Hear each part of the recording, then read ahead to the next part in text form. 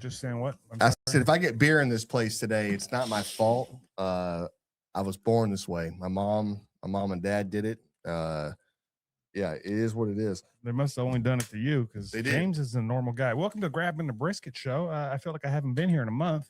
You haven't been, John. It's good to be back. You haven't been. Yeah, that's right. We brought a shotgun tonight. Loser has to shotgun a beer. And I don't know how we're going to figure this out tonight, but we're going to figure something out to where we can, maybe the viewers can ask a question tonight, and whoever gets it wrong immediately gets punished. There it is. So okay. Just so they put a link on our website for little shotgun beer. Drop it in. Boom. Seal it up. I don't know how you really seal it up. Okay, but anyways, you're gonna make a mess. Anyways, you seal it up, shoot it. Life is good. Okay. Well, thanks for bringing that in. You're welcome. James, how's your week been? What's going on, man? It's been great. So when you talk about winner or loser, are you talking about losing, like a losing podcast member or something like that? It's like you suck at podcasting? No. Is that where we're going? Like the winner or loser? No. Okay. I just need clarity. I need clarity on it, Jan. My week's been good, man. We just been chilling, rocking and rolling. Been grilling. I smoked a pork butt, man. It's been solid, man. I saw that pork butt. It looked tasty. You said 20 hours or something like that? 21 hours cooking that pork butt. What temp are you running on for 21 hours? I did multiple temps, and this was the cook was kind of a collaborative cooking and resting time. You know what I mean? So it wasn't cooking for the entire 21 hours, but I smoked it for about 6 to 7 hours, and then about 275, somewhere in that. And then I wrapped it and I dropped the temperature down to 225 degrees, and I let that coast for about 9 hours.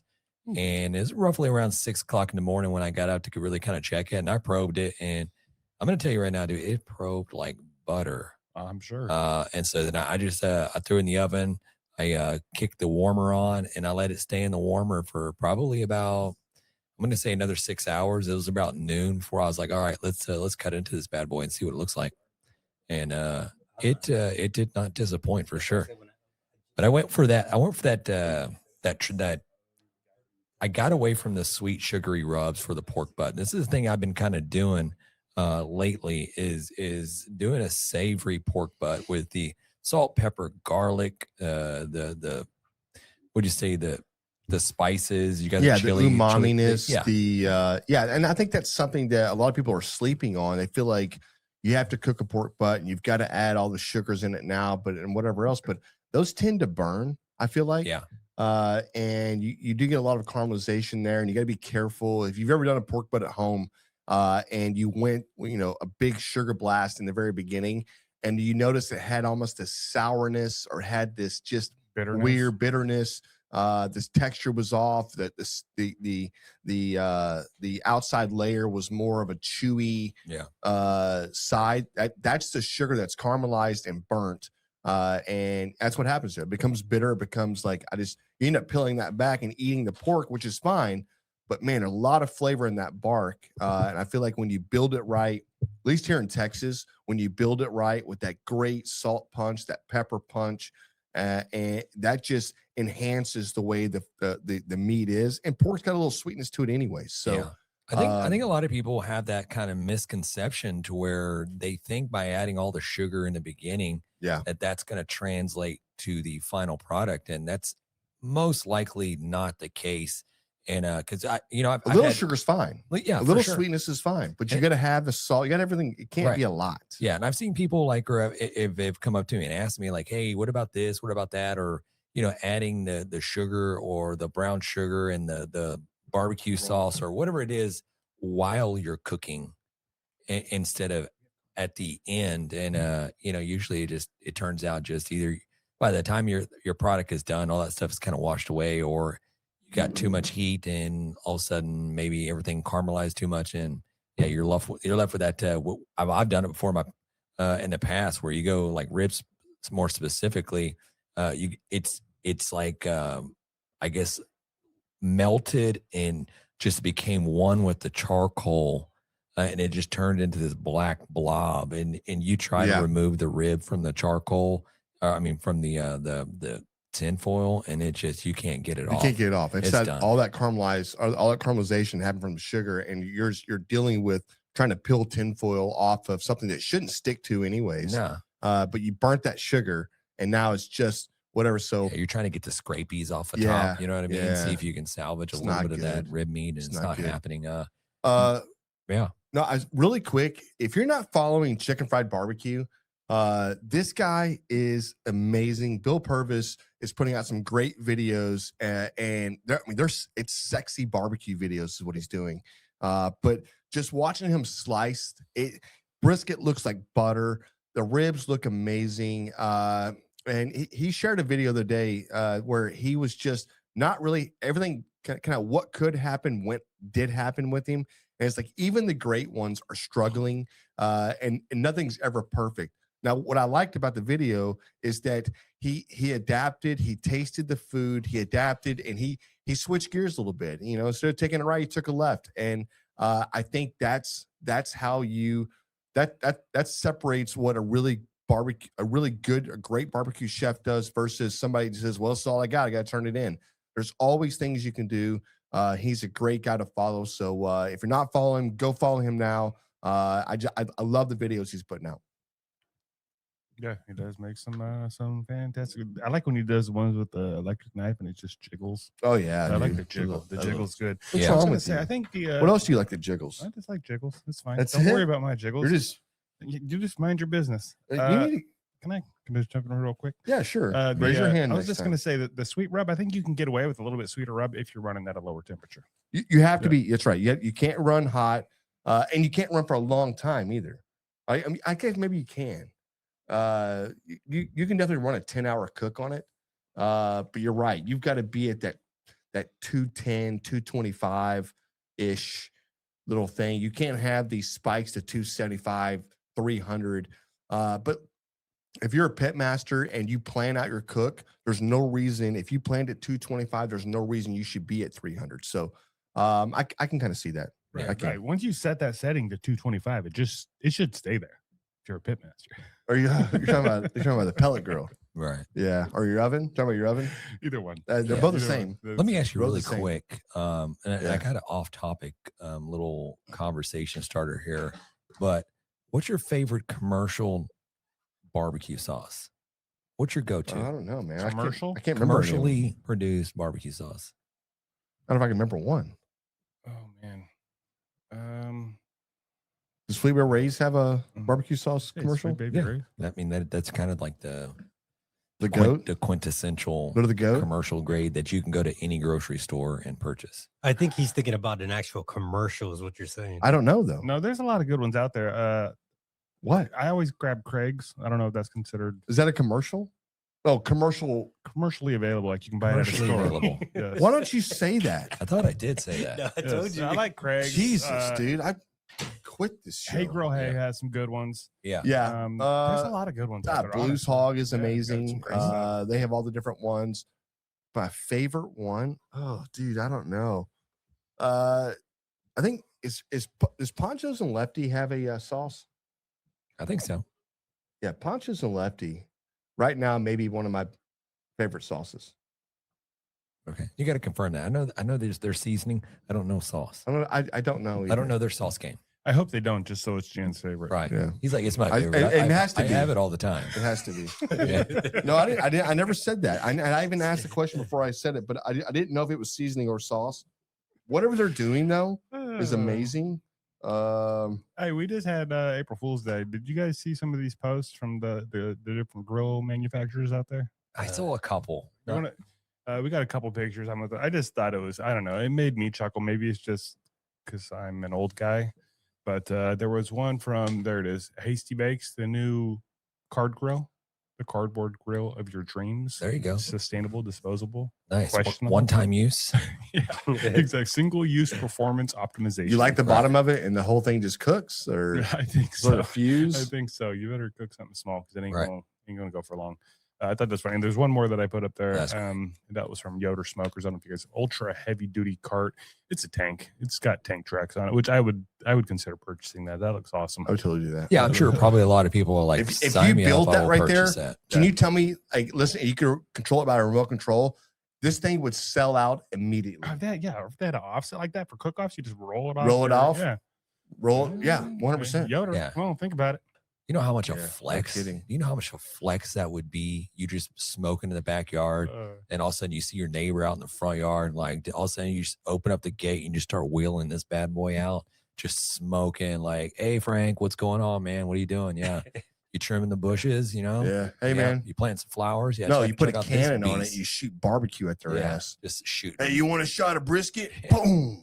Yeah, bam. just loads of like just sausage, just yeah. like boom, shooting wieners, shooting wieners, Cannon on boom. Just shooting them. Shooting wieners. Tell your wife I said hello. I mean, you don't know. Who knows? You never know. Yeah. What you're Yeah. saying. Thank Shit, you, dude. Yoder. Shooting little Um, smokies. Hey, ponchos, is that a real thing? Yeah. Is it a guy with a sombrero and a mustache? I don't know. I don't know. Oh, all I right. don't know. Poncho and Lefty? Is that what you're talking about? We're going back No, to the Pancho sauce? Lefty's is whatever. No, so it's seasoning and hot sauces they had. The seasonings are fire, by the way. Yeah. Uh, there you go. Grill and Light says they only yeah. have. It's just seasonings. And they have hot sauces. So try the hot sauce because the hot sauces are good too. Maybe that's why I saw the bottles and I was like, oh, that's whatever. Seasonings are fire. They are fire. Yeah, really quick, unless you got something really quick, John, I want to get into talking about this. Do we want to table this for later? This Founding Fathers $17,000 bar tab that they ran up before the signing of the Constitution. Wait, are you saying the prices back then were like a shilling and they're like, it's $17,000 bar tab you ran up? It equates to $17,000 that they Today. spent. Today's money. It was like 89 shilling or 89 pounds. And like, I don't know. I have it written down here. I don't know if you guys want to get into that or we need to move along. Yeah, let's talk about it real quick. Let's just Okay. run that out real quick. So this is 1787. This is 3 days prior to the signing of the Constitution. So they've been Wait. at it. wait, hold on. I thought the Declaration of the Constitution, not Constitution, Independence. Okay. So they've been at it, just Okay. Hem Holland, just convention center, like, you know what I mean? Yeah, in 76, they were just like, we signed it, we're here. They had a party from that day forward all the way to 1787. Yeah, probably. Yeah. Breathe. Yeah. So, but in this instance, it was a Pennsylvania, Philadelphia City Tavern. This was a farewell banquet for all the delegates of the Constitutional Convention. How many This people? is 3 days. This is 55 people. Oh, God. Notable attendant, George Washington was there. Of course he was. So, Why wouldn't he be? yeah, I'm like, you are definitely going all out. You You said are. notable attendant. You're like, wait a minute. If George ain't there, it ain't a party. You don't even know George. Well, that's the Yeah. only one that kind of. I mean, I'm sure Benny Franklin was probably in Yeah, attendance. Benny was in the house for you know what I sure. mean? Oh, Benny, G-Dub, Yeah. all the guys. Here's the infamous bar Yeah. tab, and we'll get into. So 54 bottles of Madeira wine, Yeah. That's the good stuff. 60 bottles of claret, You're awesome. It's a uh, red wine, obviously. 8 bottles of whiskey, 22 bottles of porter. We got 12 bottles of beer. Somebody wanted a 12 pack. Just give me 12 bottles of beer, 8 bottles of hard cider, and they also were very accustomed to having large bowls of punch available. Trash for can punch in the house. pretty much. Yeah. Yeah. Talk about why there was only 12 bottles of beer drank. What is that? Dude, Yeah. What is happening? Who Well, out they of know where the- the hooch is at, right? Like, you know what I mean? Yes. right? Who out of the Who got delegates who? is like, they got all the wine. There's they one got all- guy. yeah. I'll take a Coors Light, please. Right? You're like, damn it, Teddy or Tommy, Thomas Jefferson. Tommy, just rolling out there. Uh, Just Tommy. That was John Adams. For yeah. sure. I just light Yeah. beer. I want the Oh, light beer. Johnny Adams over here. Yeah, Yeah. so 89 pounds, 4 shillings, 2 pences is what we're going with. Modern equivalent to $15,000 to $17,000 that they racked up in that one night. Yeah.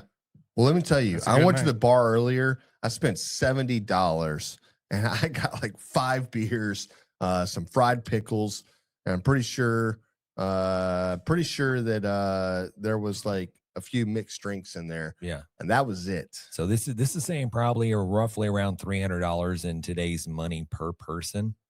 I'm not really sure who picked up the tab on this thing. Oh, the United States government did. It's a right. They said it's a write-off. It's a write-off. Print our own money. Hey, get over there and print some money real quick. Guys, like, yeah, right, buddy, you got your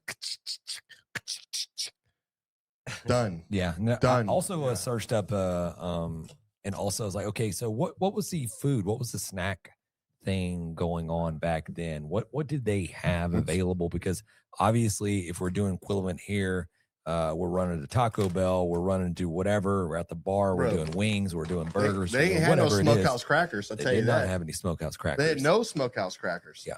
I mean, like, can you imagine if they were to be there and like you introduce, hey guys, you ever had a smokehouse cracker? They'd be like, what is this? Yeah. And just go insane over this. Probably would have been more alcohol. Probably get a little food in their belly.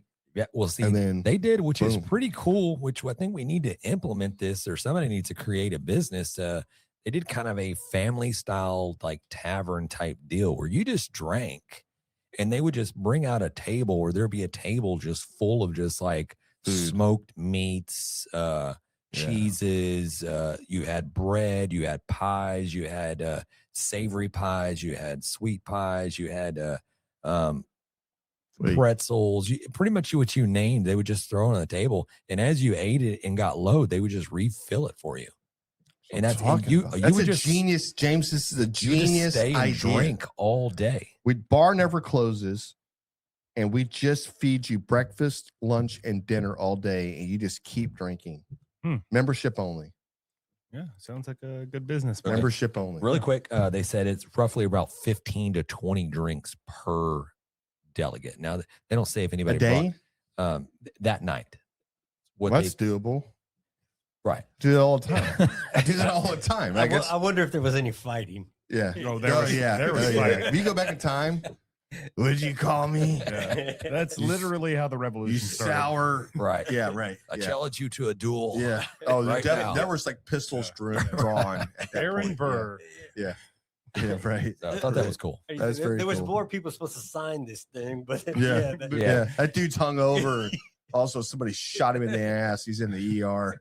Let's be Yeah. real, fellas. Back Infirmary. then, it was just easy to get rid of somebody. You know what I mean? Yeah. It's like you just didn't see Jim anymore. What happened to Jim? Jim left. He moved on. I saw him hitch up his wagon, and He moved on. He was just going to He's Oklahoma. gone. Never see him again. last I seen, he had a bad case of the runs. I didn't see him after that. Yeah. Jim left, took his family, and they just packed up. You have died of dysentery. Yeah, I think Right. Yeah. Anything. I think Smallpox. Oh shit, man, it got him. Okay. I think the diarrhea got him. Yeah. Poor Jim. Okay. Yeah. All right. I see a little recipe on this paper here for something called a rum bomb.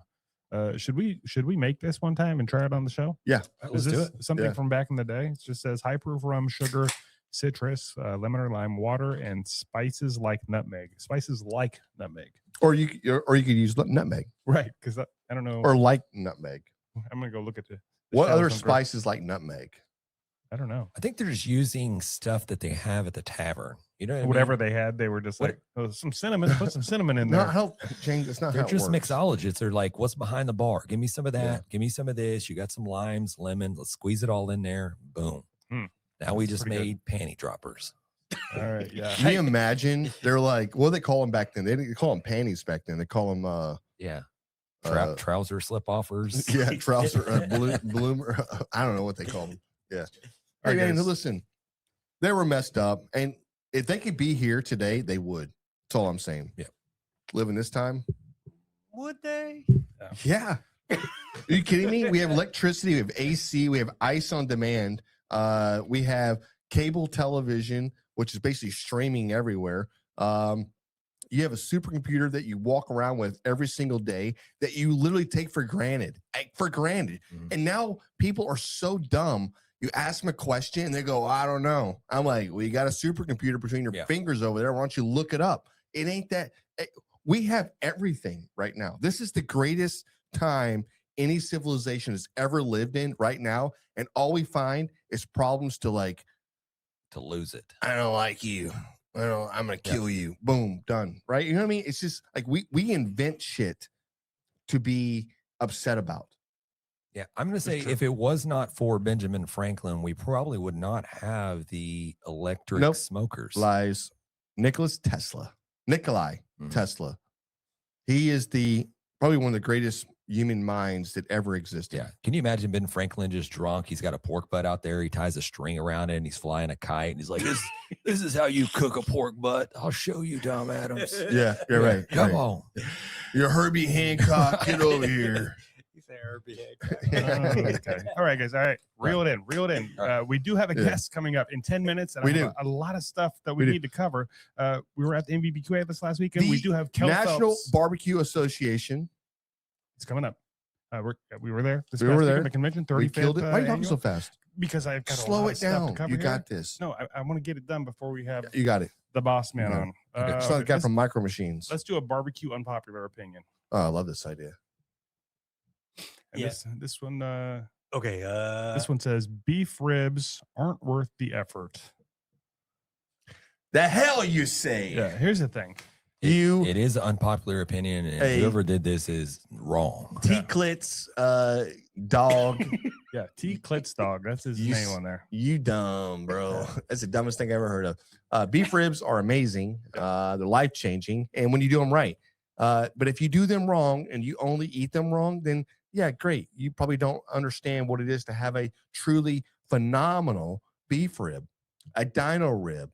And honestly, the effort part is the best part. Cooking them, for me, is the best part. That's right. Watching them pull back, all that, that's the best. They're delicious. Don't get Yeah. me wrong, but Yeah. you can't eat very much. You could argue maybe that beef ribs aren't worth the money, but they're definitely worth the effort. Yeah, but you're not eating nobody eats a whole rack of beef ribs. Not a whole rack, no, for you, sure. You take a bite, or maybe you have a whole one. You're full. You're done. You're done for And the you day. don't want any more, right? Mhm. Great, granted, but still, it's so decadent. It's so rich. It's just, it's got to be one of the best bites in barbecue. Yeah, you can argue that people just don't know how to cook beef ribs. Yeah. They think they know how to cook it, or they're cooking it to where Lame. it falls off the proverbial bone, and it's got the tenderism going on, but they don't cook it long enough for that interconnective tissue and that muscle to fully render. Yeah. It'll be pro tender, but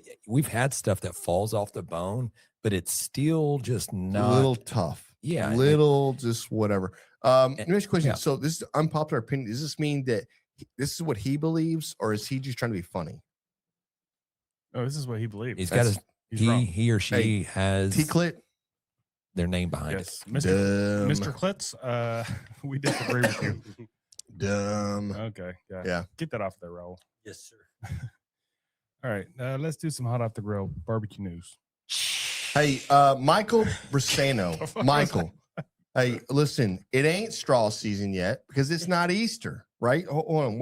When do you wear straws from? Okay, Hold on. don't know, but he's From Labor Day, arguing. Memorial Day? No, or is it? No, not Memorial Day. It's from Easter to Veterans Day, Labor Day Labor Day. or Memorial Day. It's one of those days, Okay. right? It ain't then. It's tomorrow's Good Friday. We're good, brother. Hey, the felt is in the house. Am I wrong on this? I don't know. I don't think it's worth. Hey, back me arguing up about. on this. You can't wear white after Labor Day, right? Are you? No, I mean that's true. You can't. So it goes from Labor Day to Let me Easter. Let me ask. the Labor Google. Day to Yeah, we'll I figure don't it out. know. Yeah, you work All right. on that. I'll right. I'll read some We news need for to us. fact check Michael over here, even though he's a badass cook. All right, Gonna talk a little smack to this guy. sauces of honor. We've got a little image we're gonna put up there. Yep. And it's a really cool image. I had a little to do with this. Oh, My AI. I shit. sent this over to All right. Kell. Now I accept think I think entries. he liked it. Anyways, now accepting entries, but it's about to be done. So you have until next Wednesday, that's the 8th, to get your entries in, and they need to be at Kell's house by then. So get them shipped this weekend. Okay, we got it. If you're doing your barbecues, and again, they don't have to be something that's commercial. It doesn't have to be a commercial sauce. You can bottle it. It can you be can your package own it bottle from and the send it house, in. yeah. Yeah, package it, send it in. Put a born on date, that way they know that when it was brewed, because I don't know how long those sauces last for, because it hasn't been bottled or hasn't been what do you call it, canned. Yeah. Right. So if you're using fresh ingredients, Just saying, buyer beware on this, because it can play effect on how it tastes 4 days later, or 5 days later, or 6 days later, right? You can can it. So yeah, you not that try to hard to can do. it. But yeah. Okay, next up. Yep. Sysco is trying to acquire Jetro / Restaurant Depot for about $29 billion. You guys familiar with both Sysco and Restaurant Depot, which would combine the biggest food distributor with one of the biggest low-cost cash and carry suppliers. Why it matters? Because Restaurant Depot has been a go-to for barbecue joints and caterers looking for better pricing and quick access to meats and supplies. Potential pros? It's a monopoly. We don't want it. We want it. That's the thing. I'm sorry, I went con. It could definitely make the prices go Well, up, right? depends. Like that's not. Yeah. But not They could necessarily, dictate but pricing. They could. But they're a good company. They are. More buying power, possible better bulk pricing, but also less competition, so maybe higher prices. So what you're saying is we need to start our own. We need to wait and see what's going to happen. How long basically. until Amazon buys Sysco or Walmart? One of the two. Dude, you have a Sysco in the back of your yard. You're doing, like, you might as well just work for Traeger with the amount of Traeger pits you have going on. Okay. know that, right? Yeah, I do have a lot of Traeger pits. How many you got? Probably a half a dozen. Yeah. Okay. And basically what I'm saying with that one is just keep an eye on it, because it could definitely affect, especially small business, barbecue restaurants and whatnot. Barbecue News Magazine, the new issue just dropped. Go check that out. Created by Fire. And he dives into all kinds of cool stuff, live fire cooking, the championship, all that stuff that we got to be a part of.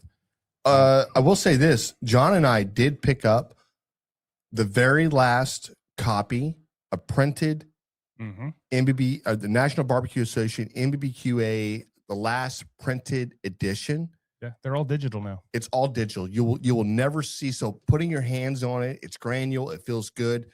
We have a copy. I'm going to frame mine. I'm going to get Kell and Janet to sign mine. Yeah. Autograph it. That's great. No, I love it. It's a great idea. But I'm just saying that maybe like the back cover or the front cover inside, just get some, them, maybe past presidents or whatever else. That'd be kind of cool. Everybody had something to do with putting it on. Pioneers. But at the end of the day, we have the last one. Yeah, it's true.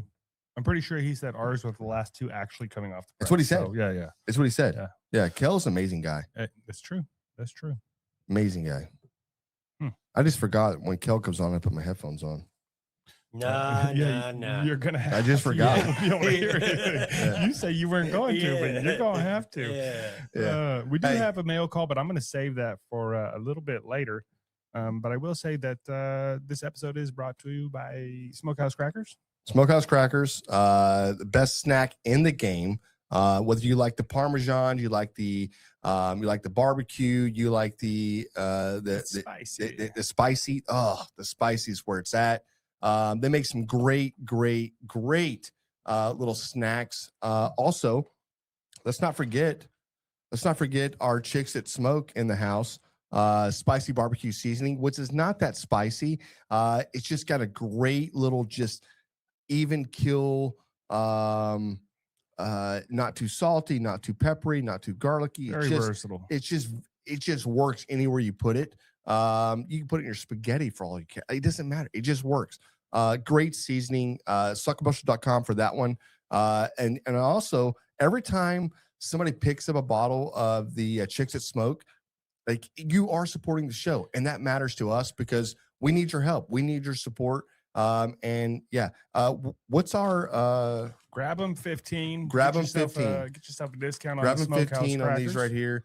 These are amazing right here. They have a multi-pack where you can try like 4 different flavors. That's the way to go to start out. If you haven't had them before. I have not met one person that said, I don't like this. No. They're phenomenal. I mean, this is insane to me though. Not one person says, it's not right. I don't really feel that. I don't really like that.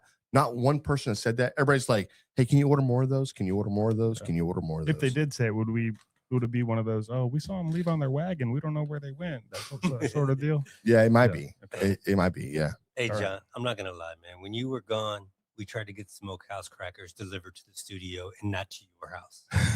Yeah. How'd that go? That didn't work. I got a big box of them in my entry, so. Yeah. They're great. They're phenomenal. Okay. Hey, that's what I got for the hot off the grill barbecue news.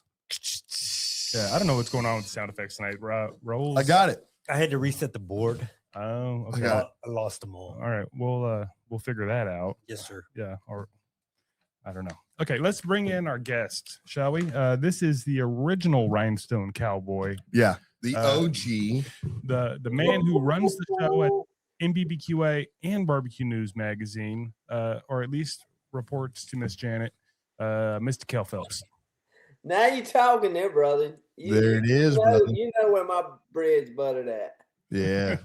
Dude, Kell had an amazing time this last week. It was, listen, what you guys put on, the barbecue competition, the Rhinestone Cowboy, the SCA happening at the same time. We have the Rib Association knocking it out of the park like they're doing all over the place. The Rib Association is blown up just like the SCA has. And then you have the live fire cook that's going on. Guys, I don't know how you have the energy, because it was a packed week. It was truly amazing. Hey, listen, what y'all don't see, man, is we just woke up. You know, we got back Sunday, but I think we woke up sometime yesterday. So. I believe it. I believe it, brother. Walk us through a little bit of how you feel like the weekend went. Oh my gosh, man. Really and truly, I'm gonna be honest with you. You know, we've been working on the live fire thing for about 3 years now. You guys saw it. You guys saw it in the very first one we did in Orlando. Then we did it again in San Antonio. And we didn't do it last year there at the shed. We didn't want to take away from what they had going on or whatever. We did have a live fire event deal, but it was more of a show up and eat kind of thing. But that was a culmination of about 3 years of trial and error. And man, I'm going to be honest with you. The phone has rung off the hook since we've been here with other people who saw it, witnessed it, and they want to bring it to their town now somehow, some way. So it is beyond humbling when, you know, you have a vision or idea or something like that, and it just takes off. So we're excited. I mean, we've already got one on the books now. We'll be in Bahia, Mississippi on November the 14th. Will be our first qualifier for next year. And 1, 2, 3, 4. I've had 4 other calls this week that we're just looking for dates. They're ready to go. So that's awesome. That's awesome. So that's what I'm talking about, man. We had the honor of judging the live fire. That was maybe the coolest thing I've done in barbecue. Yeah, it was so Kell, much fun. Thank you. Please keep us on the short list for next year as judges, because we loved it. You got it. Loved it, so, man. I'm it was just awesome. Curious. Did you guys actually judge the front cover entry? That was I think you did. That was the ribs. It was like enchilada. Yeah, that's right. Y'all were on different tables. So one of you guys he did. I did. That's I did. It. Yeah. So just before this, I was just watching Mark and Ashley, the old school thing that they do there in Mississippi, and they were talking about that or whatever. And I said, dang, man, I couldn't remember which one of you guys got the opportunity to try that, but I'm definitely jealous. No, it was good.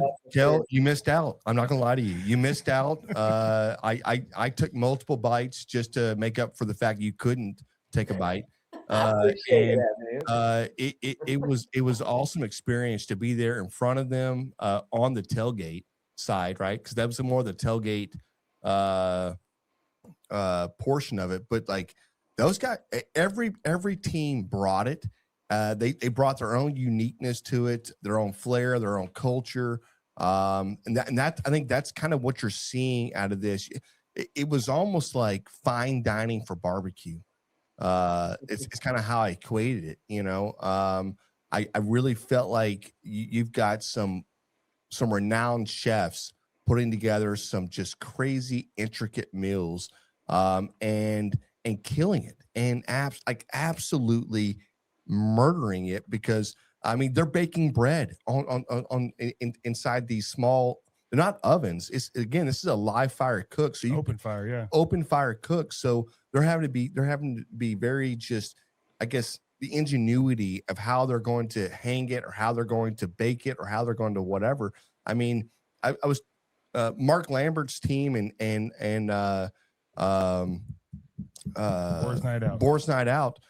Those guys were making their own tortilla chips, you know, and then crunching them up and whatever. I'm like everything was cooked over open fire. So it's just like, that's pretty badass.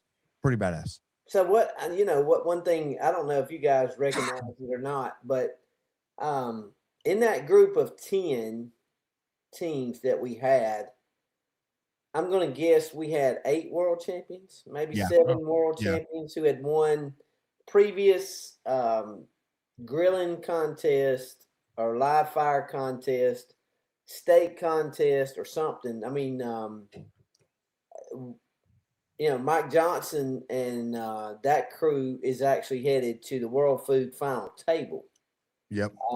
Yeah. So it was unbelievable at the amount of talent that showed up for this thing. Got it. Yoder Smokers helped us a bunch. Todd Johns, those guys, when we started talking about it, they said, don't go anywhere else. We want this and we want to help you build it. So, but the feedback overall has been just tremendous, and we'll make some tweaks, no doubt. I think one of the tweaks is we're probably going to have judges maybe go and do on-site judges or have a booth closer. We feel like the distance there, some of the food got a little cold. Yeah. Whereas in the tailgate round, it wasn't. It was wild pit there. So, it's like everything else. Nothing's ever going to be perfect.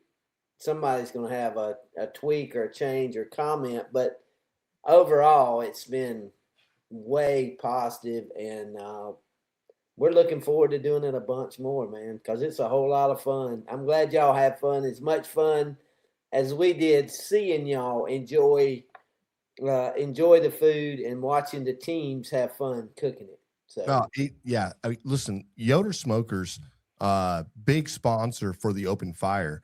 They end up coming out and listen, simple math. I mean, I can do simple math on some of this. It was like $65,000 worth of Santa Marias they brought out to this event, and they're like, listen, let's make this fair. Let's let every team have a Yoder Smoker sitting out there. That way that what they can bring something else out as well, as long as it's live fire. But at least everybody had even playing odds. Right. It's brilliant. It's a brilliant move by them. And you saw what they put together. They're quality products. I mean, holy shit, they're built to last. Like this, you're not going to buy a Yoder Santa Maria and go, all right, in 2 years, I've got to trade this out, or in 4 years. Like, you take care of it, it's going to last. I mean, that was badass. Badass. I hope so, because I brought one home. Did you really? Holy sh! Yeah, it's 850 pounds, and I rolled it out of the back of the trailer about 1:30 in the morning. Let's see, today's Thursday, so that would have been Tuesday night. I rolled it out. I've yet to get it around to the backyard because it's been dark every time I got done working. But tomorrow, that bad boy's going to the back, and we're eating off of it Sunday dinner. So all right, pictures or it didn't happen. That's right, pics or it didn't happen. Listen, are you inviting us over? Is that what you're saying? Sounds like we just get an invite. Yeah, we fly Dude, free. We got an invite. I'm not like y'all, man. Y'all don't ever send invites, and all that food y'all be cooking up and showing off. I ain't got an invite yet. Hey, I'll invite you all day long, every day. Yeah, right. You have an open invite, Kell, not you, Roll. You know what? No, Roll's out. He ain't coming. I said I've never been invited. Yeah. Listen, but Kell, I will remedy this. I'll talk to the guys. Yeah, this is bullshit, and I'm sorry. I'm sorry you've had to deal with this long. We got you, brother. We got you. All right. Hey, Kel, we obviously have been going over it, and we've had a blast out there at this conference. And you mentioned a couple changes that you're going to make for the open fire competition. Is there anything else you're going to tweak for the conference, or you're thinking you might try different? Well, we hadn't decided where yet. We're on the way to going to visit a couple of places here coming up in the next few weeks, and we're excited about the opportunities to expand. Maybe bringing a little smaller expo type deal indoor or whatever. But listen, man, as far as the educational part of it, I heard a lot of comments on that was probably one of the best educational tracks that had been put together in the last few years. But hey, I got to tell you that comes from the group so you guys know when you join NBBQA, you get the opportunity to join what we call special interest groups. Yep. Those special interest groups helps you plug into the people who are in your aspect of the barbecue world, whether that's restaurant, caterers, manufacturers, rub sauce guys. It helps you plug into those guys. And then we do, we have marketing groups. We have culinary groups that some of them get into competition and talk about that. But it come up from the event group is where a lot of those class ideas come. The idea to have the Small Business Administration with us, talking about funding. It's unbelievable at some of the programs that are shared that the SBA offers. One of them was a veteran group of benefits I didn't even know existed.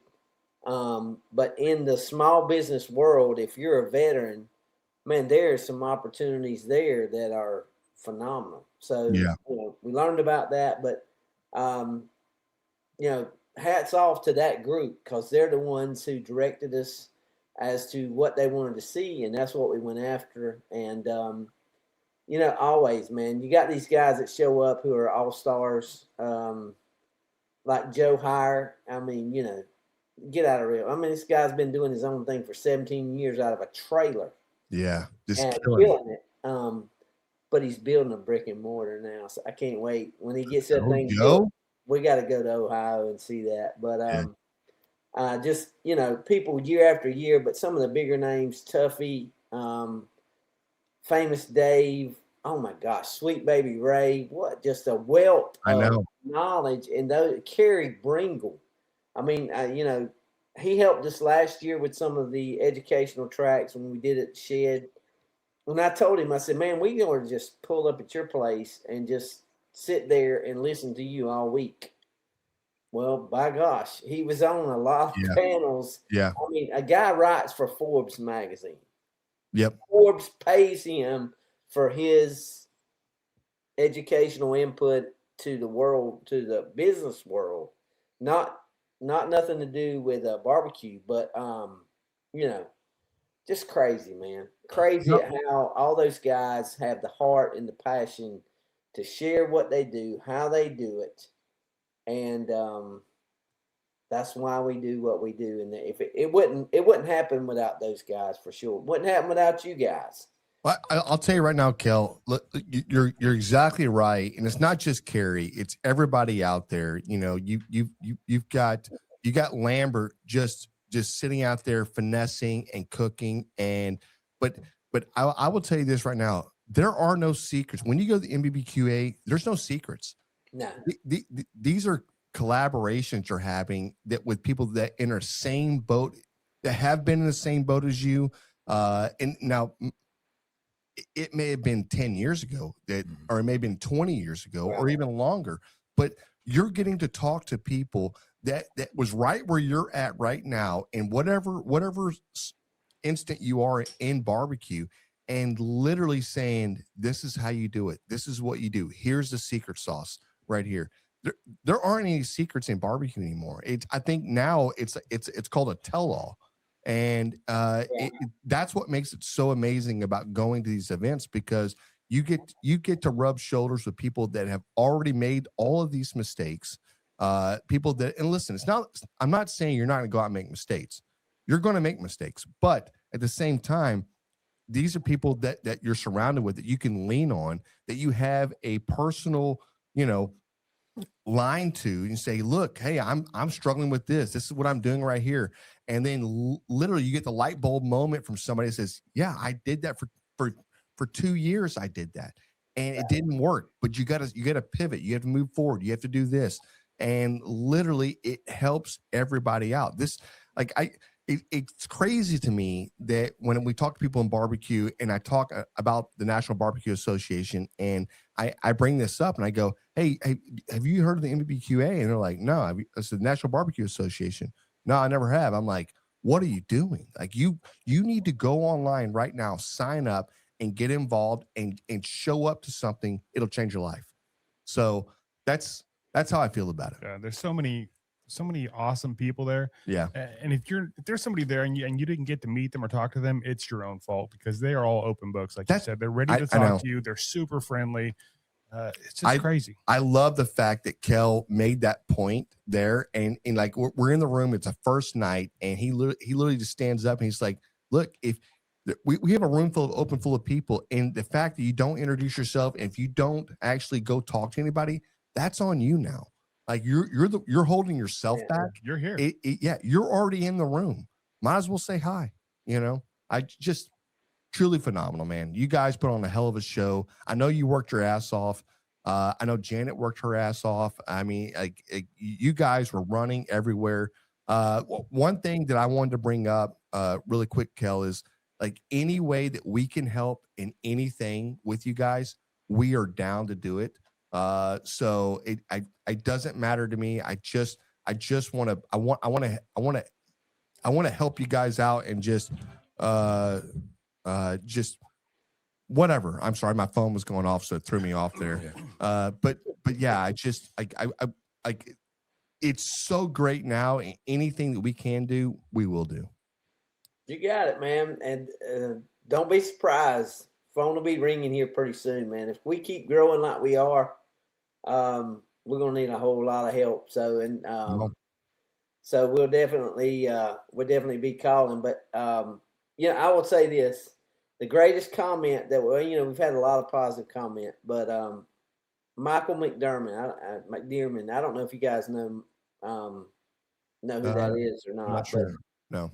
If you remember the Sam's Club series that KCBS did a few years back, he ran that thing for KCBS and Sam's Club 2014, 2013, somewhere around there. But he told me when he showed up, when I met him, when he had come, I knew he was coming, but he had already he'd been there about an hour or whatever. He said, I've been here 1 hour and I have the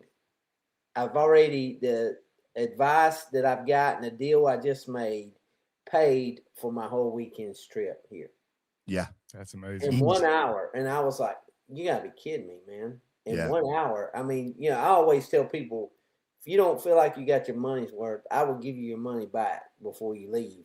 Yeah. But to get it within 1 hour of showing up, that's pretty amazing. That's amazing. Yeah, whatever facet really a barbecue you're in, you can make connections there. I mean, we do competition stuff, but we do a podcast. We're probably booked out 3 months at this point because we have so many people we talk to. And it was honestly really cool to see some other barbecue podcasts out there, which we had people from I can't remember his name. What was his name? Tavis. Yes. Barbecue Therapy podcast. Barbecue Therapy. That's right. Is he on right now? Yeah, is he here? Yeah, I listened to one of his shows. Oh, there he is. I see him. Okay. Yeah. Hey, great human being, honestly. So we're going to collab, and I'm sure there's things he's going to say to us, and it's going to be a light bulb moment. We're going to like, dude, that's a great idea. Why are we not doing that? But and the same thing back. Like it's just a collab, man. But we had several people come up while we were out there and was like, hey, listen, we're starting a barbecue podcast. You have any advice? And I was like, yes, man, this is what we do. This is how we do it. This is literally how we started. And we kind of go through the gauntlet there But I think it's more like the connections you're making. Like you don't have to work out the fine details in 30 minutes. It's the phone calls and it's the friendships you make after that really just makes that bond even bigger. It was just a badass event, man. Seriously. And I will say this: I've been watching Tavis since he got started. Yep. And man, he does a really good job. I mean, he gets a little he goes way deep with people, and that's something that you don't always see. You know, a lot of times it's fun. It tries to be a lot fun. You know, and you guys make it hilarious. I will say that. Talking about the founding fathers, and you show up, easy to be gone or whatever. Man, y'all forget I live in small town Georgia, so you know that fits us to a T. You know, it's kind of easy to be gone in the morning, and Kell run off. He ain't coming back. But hey, Kell left. I know about that stuff. Yeah, right. But the Tavis, you know, I mean, he's doing a tremendous job, and he is steady Eddie as it comes. But some of the conversations that he has, I saw him do Artie Davis, I think he's releasing this week, and he mentioned about history, and man, he gets his ideas or whatever going on his guests, and he starts digging in, man, and I have learned more about several of his guests that I thought I knew these guys, right? So he's doing a tremendous job of educating and letting people tell their stories. Yeah. In a way that I didn't even know, right? So it's pretty cool. That's pretty so cool. Hey, also maybe one of the best dressers out there. I'm not gonna lie, just had it together the entire time. Dude, outdressed Jan. I'm telling you, man. I looked at him. I said, "Damn, dude, I gotta get on your style." He was decked out, dude, the entire time. Every day, man. I just listened to his episode with Trauma Hogs, which is obviously we have on. He's a great guy. Yeah, it was so good. Yeah, I enjoyed the entire thing. Also, there was a fella out there that we met during the live fire. I don't know if you remember Grill and Light. Yep. So it's like healing through barbecue. I think he just dropped his first episode, and it was a lady that talked about going to Camp OBR. Yep. For her son passed. Really, really good. There's just a lot of great barbecue podcasts starting out. I love this. Check them out. Griddle and Light is in the chat. Are they? Oh, they're a boy right there. I see him. Okay. Yeah. I'm just saying, just go check out some of these other guys. They're doing a great job. They're amazing. Look, all I'm going to say, and I feel like I've just been quiet this whole time. I've been kind of because you weren't there, James. I've been soaking it all in, and I wasn't there. You know, here's what I figured out. This is what I think, man. I didn't even, James. I don't even know if I got to see you in Houston, man. Did they work you to death this year or what on the beerway? Yeah, we walked by. We tried to find you, and they had you working and going on. Not you might have been doing something, but yeah, they worked me to death for sure. Well, I figured you probably got one of those 18-wheelers and they hauled you back to the plant and you just sit there on the keg and just, you know, maybe passed out for a few weeks. That's exactly what he's doing. Look, we're not telling trade secrets over here. We're not trying to spill things like that. But I may cook a brisket in 9 hours, but we ain't talking about right. I'll tell you any brisket tip you want. Yeah, definitely. I'm sad that I wasn't able to join you guys. It sounds like y'all guys killed it. Sounds like everybody had fun and it was success. And I'm super jealous. So I'm just gonna I'm gonna take that. I'm gonna put it in my pocket. I'm gonna carry. We missed you, man. That's what I was trying to get at. But I mean, you know, I understand. You know, if you're still hungover from Houston and all that, because that's a big deal you do there. So yeah, thank you, sir. Yeah. Don't listen. If you give James a moment to talk about how he volunteers, he's going to tell you. I wasn't going to bring it up. You volunteered, James? Volunteering at the Houston Livestock Show and Rodeo. James the World Championship Barbecue Contest. Okay. We had it. Quick question, Kell. Do you have any cities in mind for the next conference? Come on, you can drop something.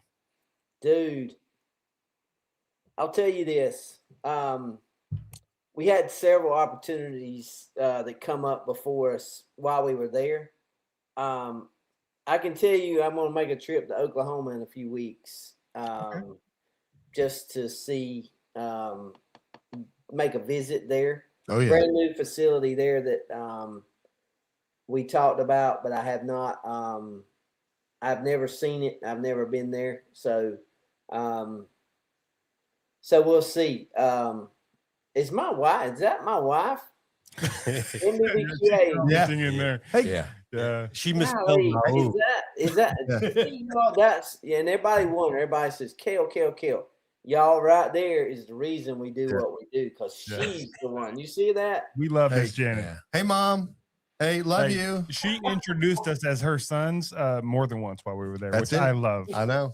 I know. Hey, really quick, Kel, and I don't know. I told Miss Janet this, but I didn't say anything to you, and I'm not sure, but I'm going to be a grandpa. No way.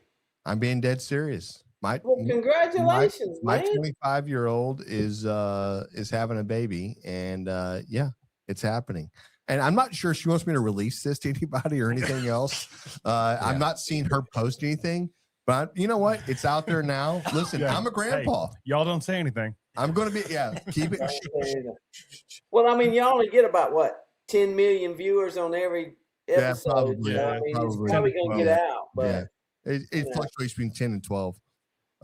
So yeah. People or 20 people or a million people? This is fine. Yeah, Don't worry either about way, it. either way, it's good. Well, congratulations, man. That's huge. Thank you, Kel. Are you? One more question. Are you thinking about doing the conference about the same time next year? Man, I tell you what, that's the hardest thing we do is to try to find the date. And you guys understand this. How many events do you get invited to come to every year? All of them. All of them. Yeah. Well, let me tell you, after 35 years, I've learned if you went to every event there was, you wouldn't have time to pay the bills and do what you got to do.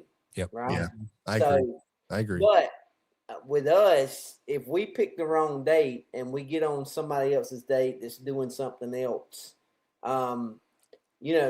there's some people that won't come because they're committed to that thing. And I understand that. There will never, it's almost like the having the perfect conference. You're never going to pick a perfect date because there's so much going on. And that is, that's a testament to the barbecue world that we live in. There's always something happening, and that's a great thing. But we will always try to keep it at the first part of the year. Absolutely. But trying to find when the venue has an open date and when the barbecue world is not at Houston or not at San Antonio or not at Hogs for a Cause down for that fundraiser or at the Shed, at a 200 team event. Those are the things that you really have to watch out for. But we'll always keep it at the front half just simply because some of our northern folks, they're not even opened yet. I think like Joe Hire and those guys, they're not opening their place up for a few more weeks. So those guys that are closed down, it gives them an opportunity to come and learn a little bit, get their blood flowing for the barbecue world or whatever again before they actually open up. So we'll always do it up at the front of the year, but it's got to fit. And the venue, they only have, most venues are booked, only have a few open dates or whatever. So it's a puzzle, man. You just got to put it together, and that's why we're not in charge, man. We go and pray about it and say, Lord, if it's meant to do it, do it. Put it there. I love that. So, That's the way it should be. But I was going to say this real quick. That I did some research a little bit, and it's been a little while since I've actually plugged this in, so it could be a little bit more now. But when I looked, barbecue was slated at a $3 to $4 billion industry right now. $3 to $4 billion, right? It's slated it's slated only to go up for the next and it didn't give me a year, but it was like the if you look at the arrow, it just does this. Now so the number that I saw was 9 to 12 billion.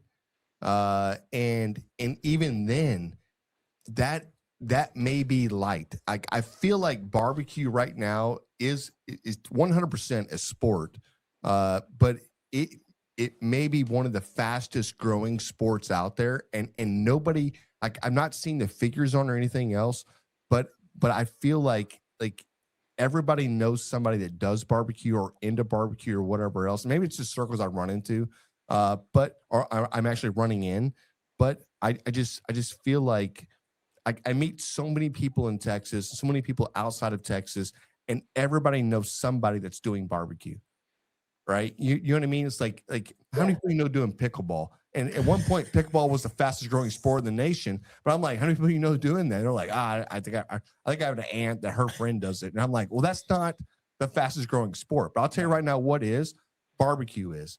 Barbecue is the fastest growing sport. Would you say barbecue's on fire? Barbecue is definitely on fire, man. 100%. But I that's what I love about it, because where we're at today and what we've been through the last 20 years in barbecue is nothing compared to what you're going to see in the next 20 years. It's going to be insane.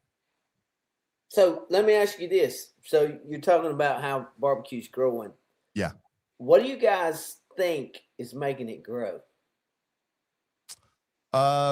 So I think it's a list of things. Personally, I think social media has definitely helped out. If you go back to YouTube, where it was always a long form of video shooting to explain how to do something, and then obviously cooking got involved, and cooking said, "Hey, let me show you how to make this. Let me show you." So every secret recipe that used to be on the block is no more being like gate kept, right? It's on the market. They're like, you know what? I'm gonna show you how to do this. I'm gonna show you how to do this.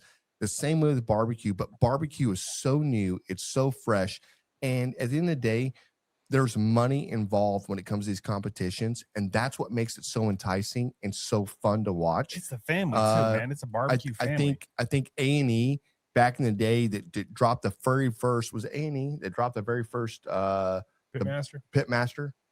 Or it was one of those outlets or one of those companies that media's whatever did it. But since then, you've seen the immersion of an Alfregoni, these guys that I see guys now with 5 years experience in cooking, just cleaning up and becoming world champions. You're like, how long have you been doing this? 5 years. You're like, I've been doing this 25 years. And, obviously work and obviously life happens, but they're so committed right now that they're making it happen. They're pushing the fusions for barbecue. They're pushing the flavors.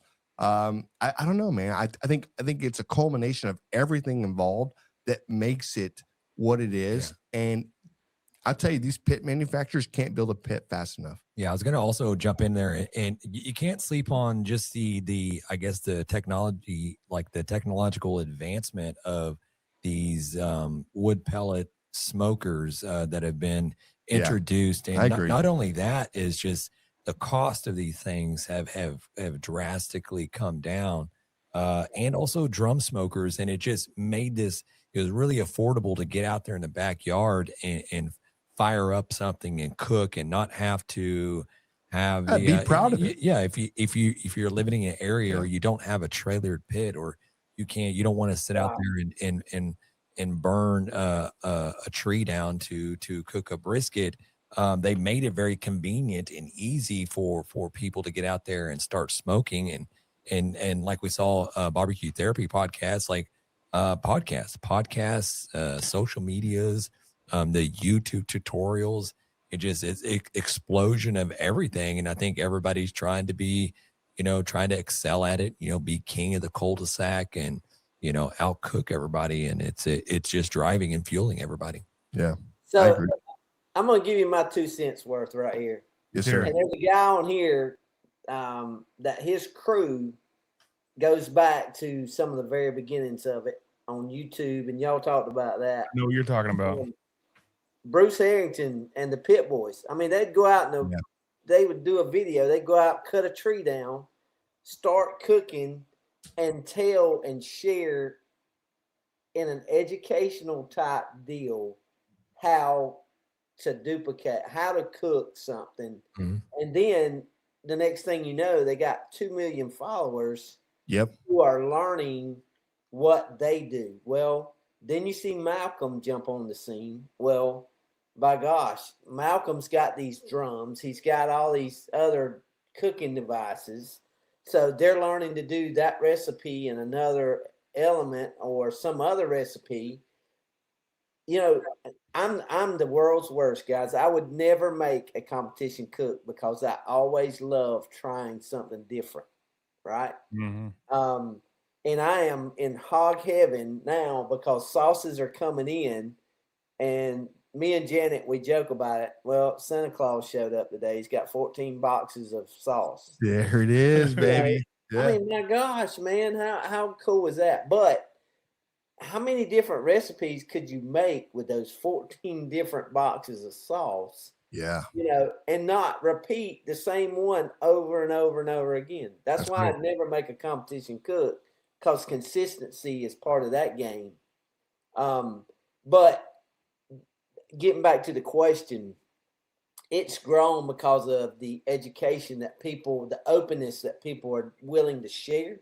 And, you know, they do it through social media or YouTube, whatever, has allowed them the opportunity. Some of those guys are making pretty good money as far as working with different products and all that. But that educational sharing, teaching, giving people ideas is so different from when we started competing in the late 80s, mid 80s. You know, everybody was like tight-lipped, and no, man, if you walked over there at the wrong time, you might get a beer bottle slung at you. You know what I'm saying? Kell, we used to sit out with binoculars and just throw shade at people. And while they were doing something, every once in a while, somebody would pick up a pair of binoculars and zoom in on a team and wait there so they could see you, right? And they would just dial it in, and they're like, oh, okay. And then as soon as they saw you, middle finger, all of a sudden they're putting up stuff, they're barricading their tent. Nobody gave anything away. Right? It was so tight-lipped, it was unreal.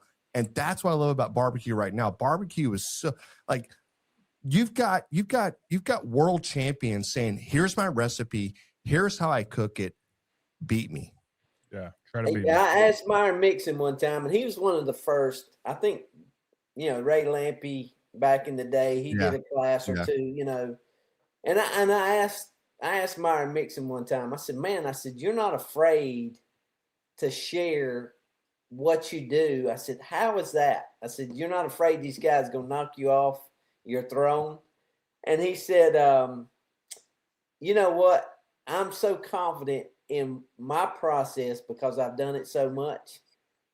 Nobody's going to duplicate exactly what I do. And I can sell them my sauce. I'll sell them my cookers. I'll sell them my peach wood. That's right.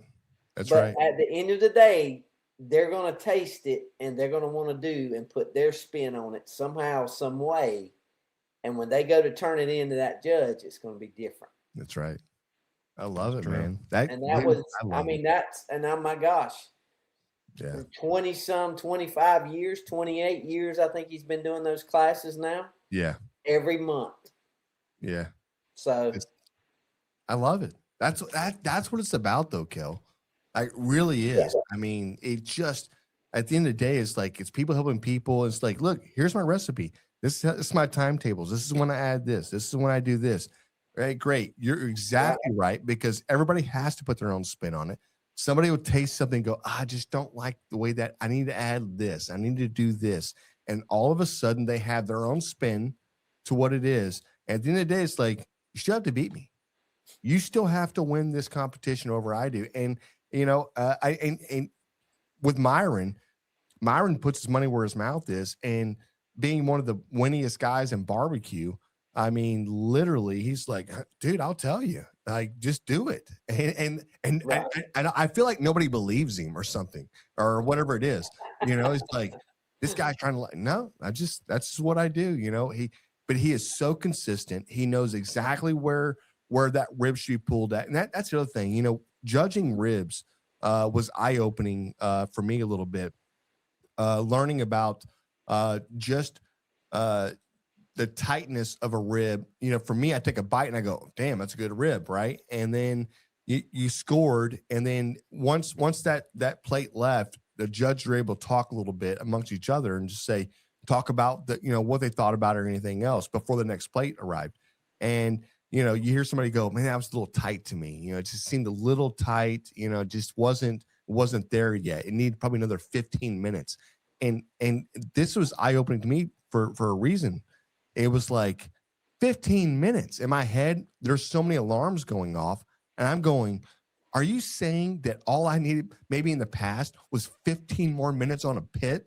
That I thought this thing it probed great, it looked great, it did this, but that bite is what matters, right? That cut that matters when you're pulling it off the bone, and it's the texture that you're putting in your mouth. And people are trying this and going, just a little tight there, right? And like, so let me throw this at you. Yeah.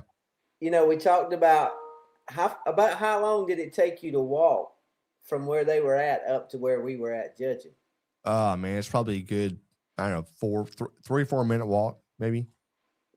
By the time they got, so think about this for ribs. By the time they got them off, if they were perfect, plated them, got them ready, and then got them up to you, maybe they got a little tight walking back up there. But if they'd have took them off that pit, put them right on your plate, that's right, they could have been perfect. So, that is exactly what we're talking about. Maybe having judges a little closer so that time lapse. We didn't do a presentation box. If you put it in a 9x9 box, it holds a little heat. Maybe they're able to steam a little bit while they're walking up, so they may not get quite as tight. But that's the comment that I was told that may have changed that entry a touch if we would have had the judges a little closer. So no, that's crazy. So you're exactly right. But it's like for a competition happening, the people that realize at that event that walk throughout the week, right? They said, hey man, we got a 4-minute walk up there. We're probably going to sit a couple of minutes before we can go up and present. Why don't we warm all of our pans up? Why don't we heat all of our pans up with a really good warm? Let's bring something over that when we add our stuff. It's all the tricks of the trade, right? Everybody's doing something a little bit different, but you have to think outside the box a little bit. But you're exactly right, because hey, they showed up a little too early, and there was a moment there. I'm sitting at the judging table, and you look over and you go, guys, you got about a minute and a half, and you could see their faces kind of drop a little bit. They're like, I just want to serve right now. I just want to put this up right now. We actually had one group come through, and I'm not going to say who it was or anything else. I thought the food was amazing, but I took a bite of the it was a beef, so it was a steak or it was a whatever. But I took a bite of it, and it was just cold, right? And I was like, oh my god, like this is. And then I think Carrie was like, hey, is this supposed to be served cold? And they'll say, unfortunately, no, but we had the walk here and we had to wait another 2 minutes. It just sitting outside. It was brisk outside. It was probably in the 50s, and everything just cools off, and it's one of those things you have to overcome or see what's going to happen and whatever. So I think it's a great idea. Maybe move a little closer. Guys able to bring off the pit straight into the war room there. But I think that's the beauty about live fire cooking as well, because like they're cooking over a live fire, and they're literally slicing, they're plating, and the boxes, the ensemble they're putting together is beautiful. There was hours of work that went into putting just a box together, just the main dish, the main platter. And then you have every plate had its own. So five, was it five? Yeah, 5 judges. So 5 different plates they're having to showcase, and each one is already plated for you. So it's not like they're sitting out there plating and handing it to you.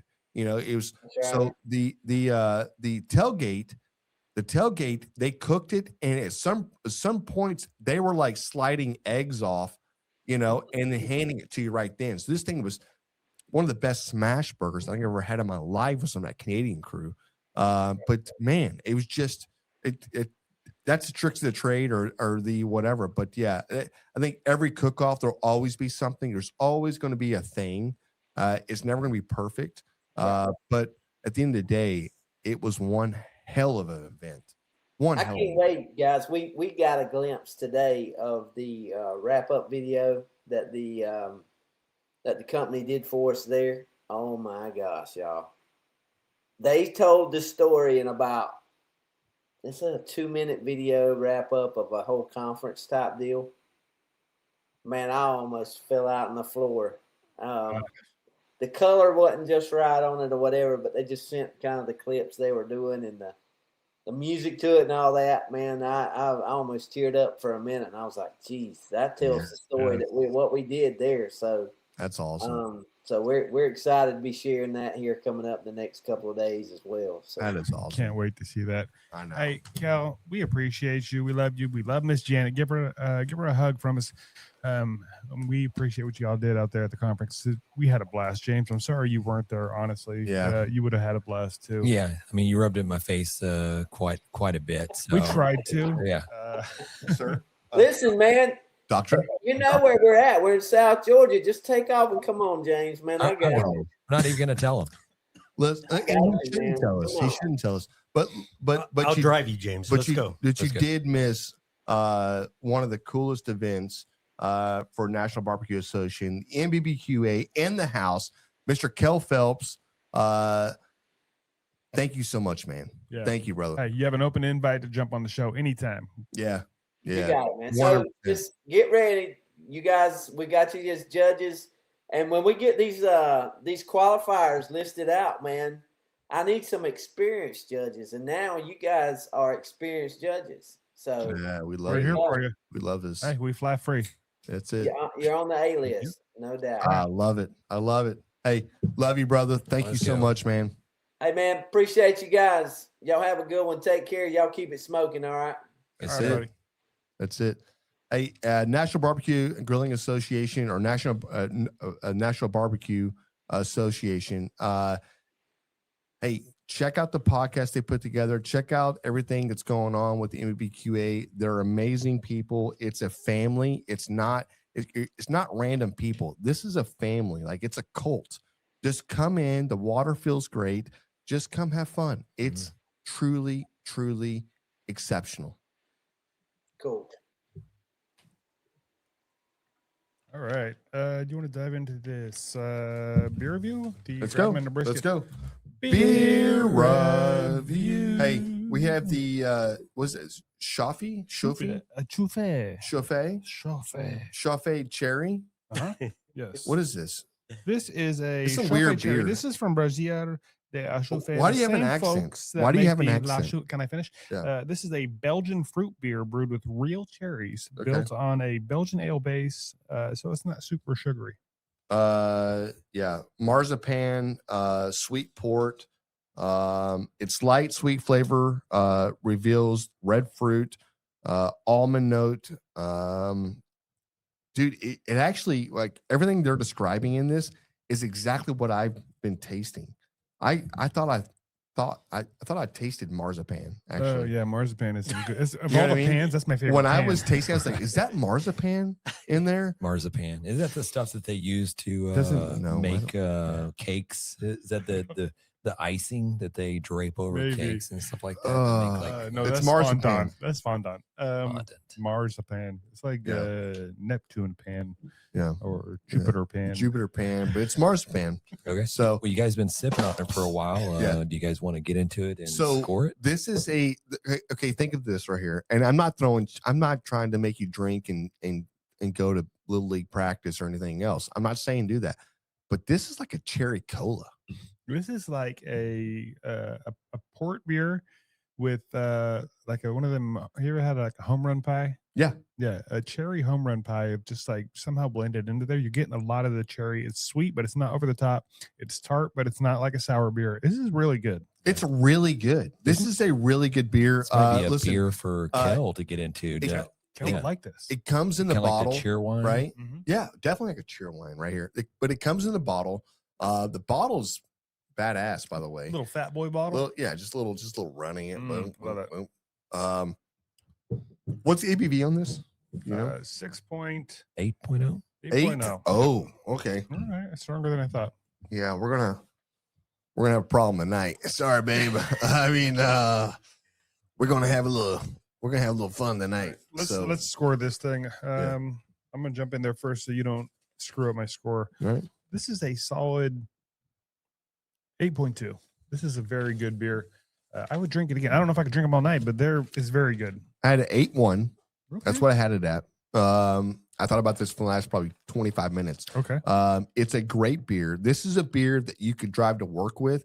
If it was in a no, I'm just saying, like, if it was in a different, it is in one of those like beer drinking driving type bottles, because it doesn't really look like a beer bottle. You know what I mean? It looks like just some novelty soda bottle. No, that's what I'm saying. This is like your IBC. What's it called? IBC Root beer. Root beer. Yeah. This is your IBC root beer right here. And they look at it and they go, Shruffy, Cheffy, yeah, cherry. Oh no, you're good to go. Cherry soda. Yeah, cherry soda. Cherry soda. You want a sip? No, thank you, officer. Well, write me a ticket. Let me go. Boom. Hey, this thing is money. I would definitely highly recommend somebody finding one of these. Where's it made out of? Yeah. Belgian? Or no. It's no. a Belgian Belgian ale, but I don't know style. where it's made. Belgian's from. Belgian no. style, but where's it from though? Probably Alabama. No, you don't. You're just saying stuff Yeah, to say it. I It's just made that weird. up. I don't know. Did you land on 8.1, Jan? 8.1. 8.1. Okay. That's I had this in my head for right. probably 20 minutes. John, really quick, score the Orville beer. This one. Where you at? The on one that? he drank already? Yeah, I drank it. It was. I'm gonna be Hey. honest. My first drink, I was like, "What are you talking about? This is not good." And I do have some allergies things going on, so I would like to try it again. But it was good. But I don't know if I don't remember what score you gave it. I know it was high. It was high.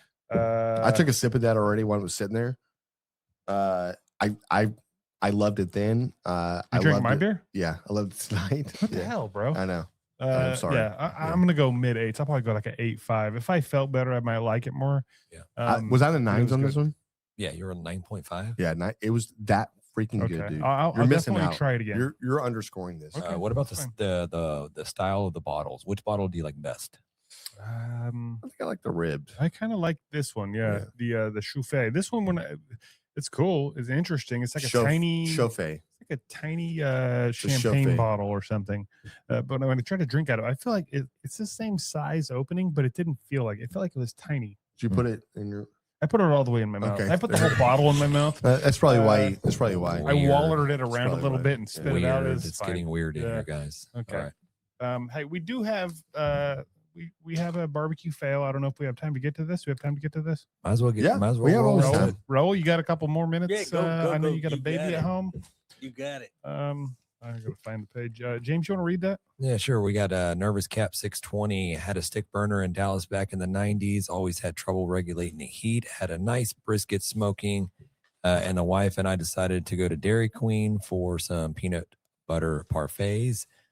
Came home to a smell of burning meat. The brisket and the rest of the smoker were on fire. Went back to DQ for some burgers. Yeah. Got a leaker. All I'm saying was that peanut butter parfait Worth it? worth it? Was it worth it? They are good. Do you know what you know? Do you know what you did? I said peanut butter. It's Yeah. peanut buster.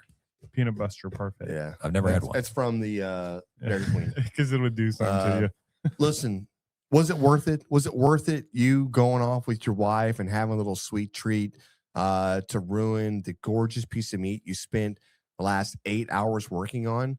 Was it worth it? No. But I promise you this: you had a leaker.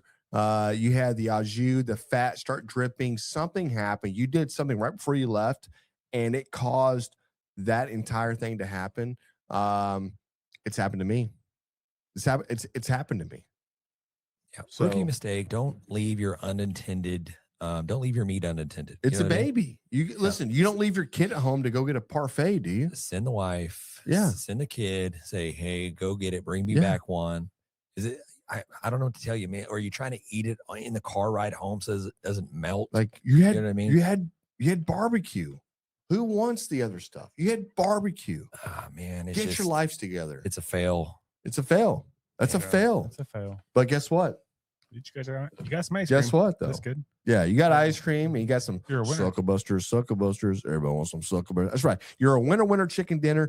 You came in, you shared, and we've all learned something from your failure of leaving your barbecue and going off on a date night. It's insane to me that this is even on this thing, Yeah. but nonetheless, Your peanut buster, just brisket busted Yeah. all over the place. exactly. That's exactly right, James. I couldn't have said it's very eloquent. Hey, Very I- eloquent. How did he say that with a straight face? I don't know how dude? he does it. What's Very wrong hard. with you? Yeah.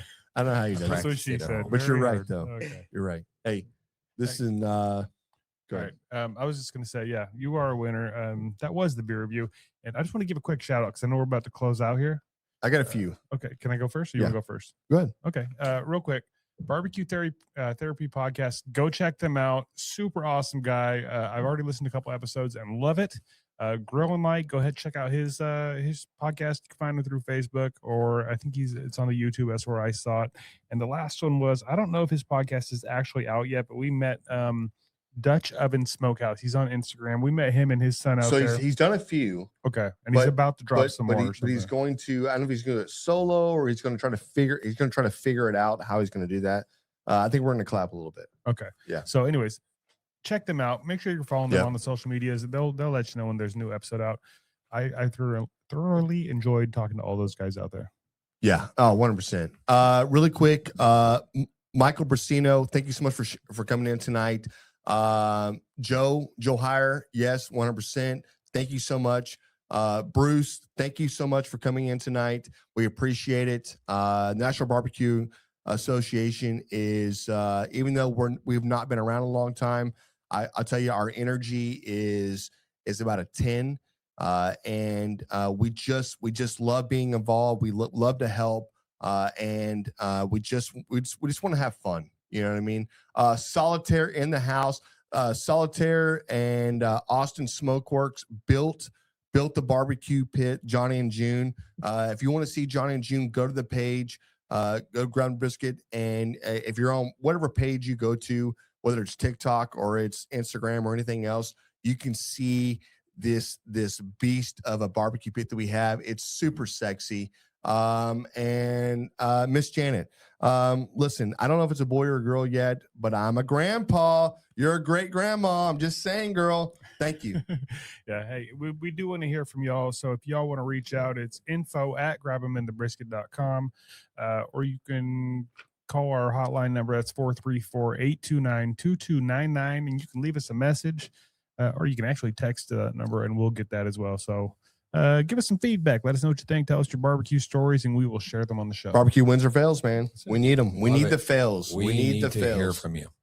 Yeah. And as always, man, it's been great talking barbecue with you. Peace.